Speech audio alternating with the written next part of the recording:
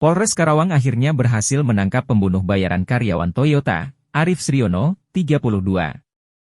Pembunuh bayaran tersebut adalah Rizal Nur Firdaus atau RZ, 24.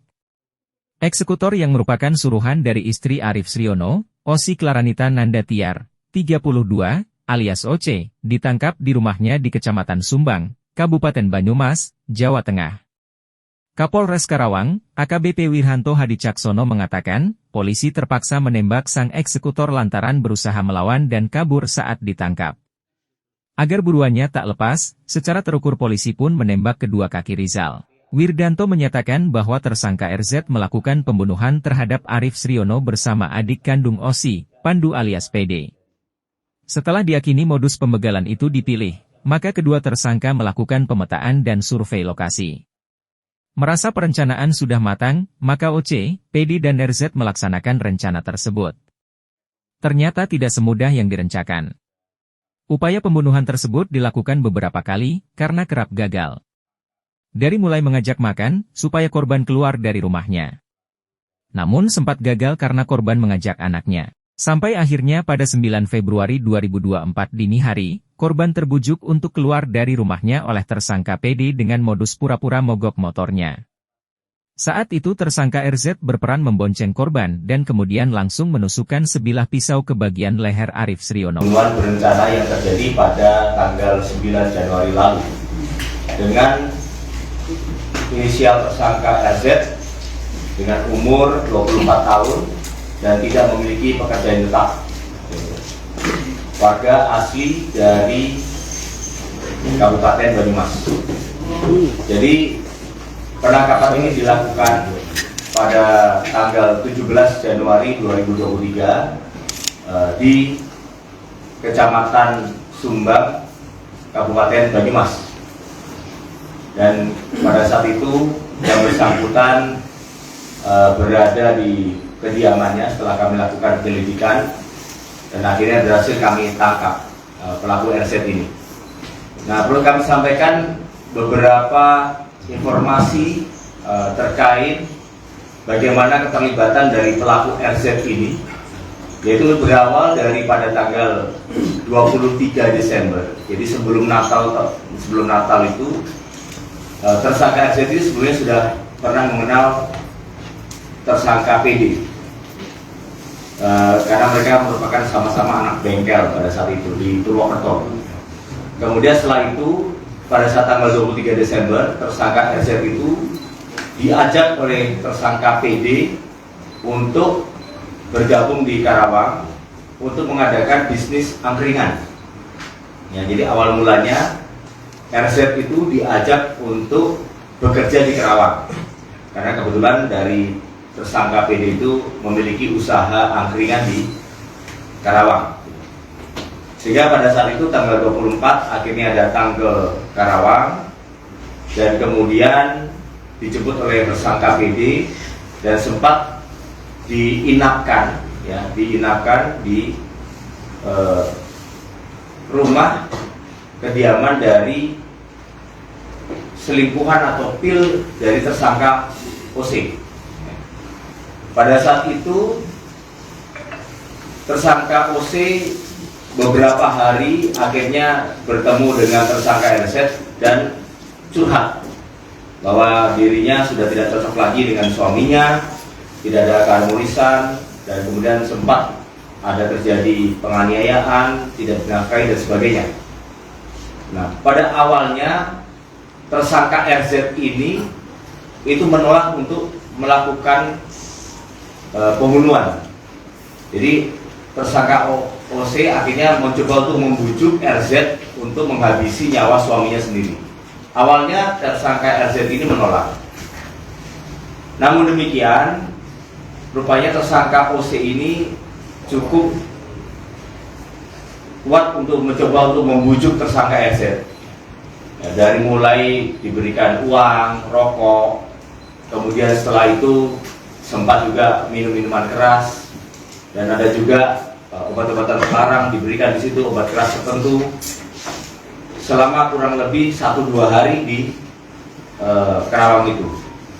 Nah, kemudian akhirnya tersangka OS OC mengiming-imingi bahwa kalau misalnya RZ mau melakukan, nanti akan dibayar 1,5 juta ditambah dengan motor pelaku, motor korban.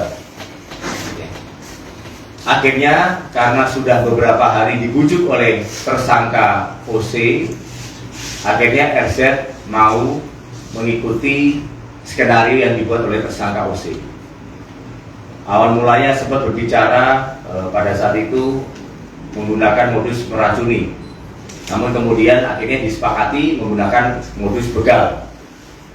Jadi upaya percobaan pembunuhan ini rupanya sudah dilakukan beberapa kali dan sejak tanggal 29 Desember.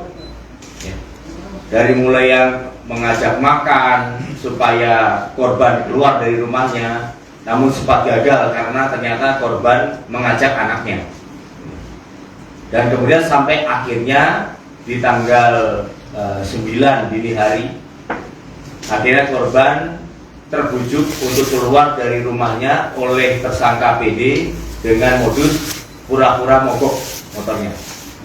Sehingga pada hari Selasa tanggal 9 Januari terjadilah kejadian pencurian dengan kekerasan pembunuhan tersebut, di mana tersangka RZ berperan pada saat itu membonceng korban dan kemudian langsung menusukkan sebilah pisau ke bagian leher, yang kemudian juga diikuti dengan sabetan celurit oleh tersangka PD, dan termasuk juga adanya beberapa tusukan lagi, 2 tusukan lagi oleh tersangka RZ.